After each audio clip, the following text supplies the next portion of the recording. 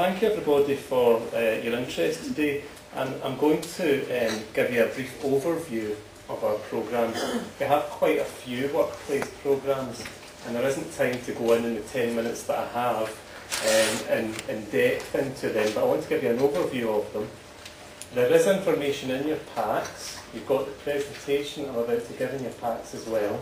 And you have my contact details.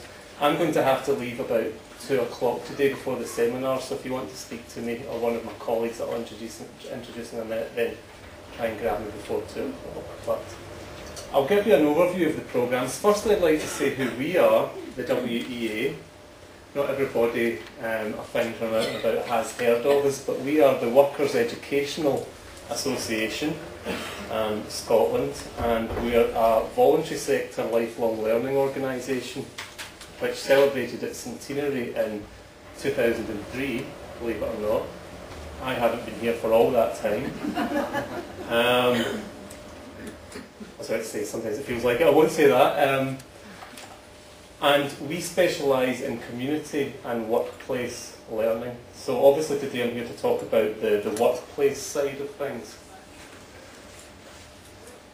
Now, you may have heard of the Return to Learn programme, and I'll go on to speak about that in a moment, but the programme is much wider than that, and it has the title of Learning at Work. We've tried to make it a bit funky with that squiggly A, what that's called, does anybody know? That's the one, I knew that. Ampersand. The Learning at Work programme, and it's a partnership between ourselves and Unison. We're funded by different Scottish executive departments, so 3 different departments there, but the result of that funding at the end of the day for the students is that the provision is free to them. There's no charge from us. There's no charge from us to any employer either.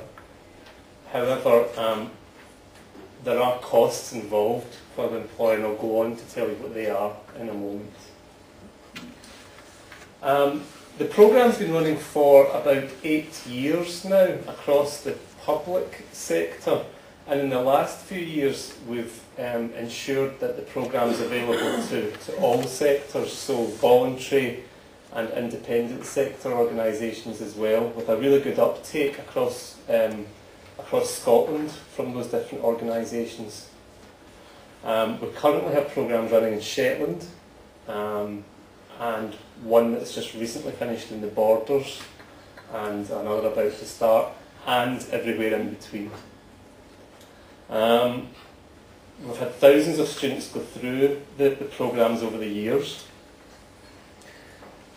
And this really a mission statement really for all the programmes I'm going to talk about today.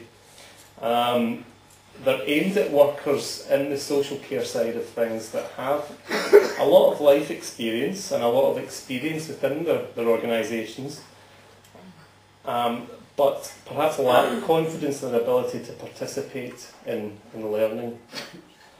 So we really want to make sure that we make our programmes an integral part of your organisation's retention and recruitment strategies, and very importantly for us and for you, I'm sure, that we give a sense of value to workers who may not traditionally have been involved in learning programmes within the workplace.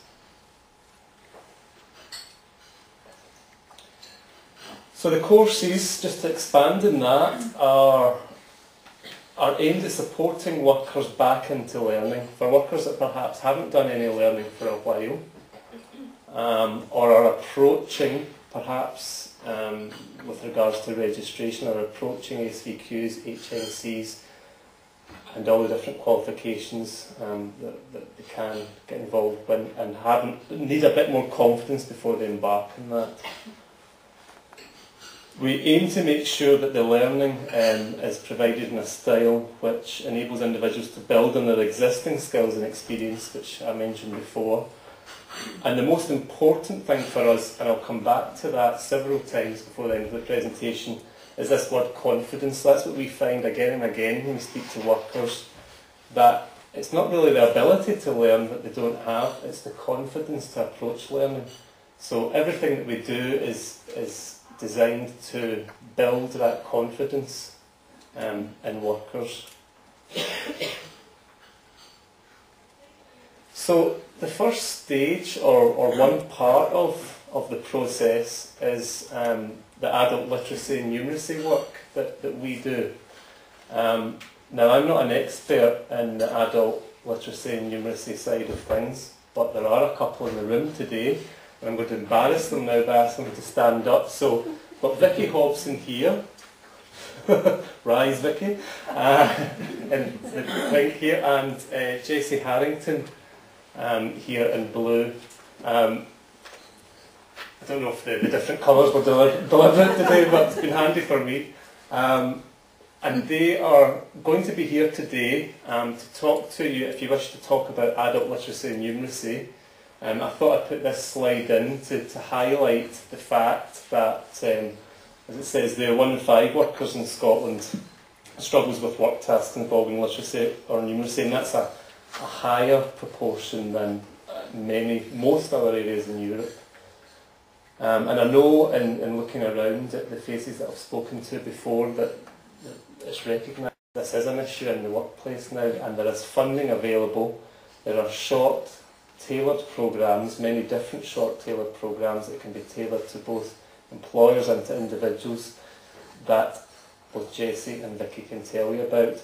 A new strand within that level of support from us is this ESOL, or English for Speakers of Other Languages. As it says there, we've got increasing workers from the new European accession countries and elsewhere in the world within social care and within health, and that's becoming a big issue for a lot of employers. The money that we've got for that is very recent, so we're still at the stage of deciding how we're going to spend that and engaging with employers to find out how we can best spend that money and how we can best provide for the students, the learners, the workers that need that support. Again, Vicky and Jessie are your contacts for that, but as I say, it's quite a new project, so they may have to say they'll come back to you, but please do talk to them about it.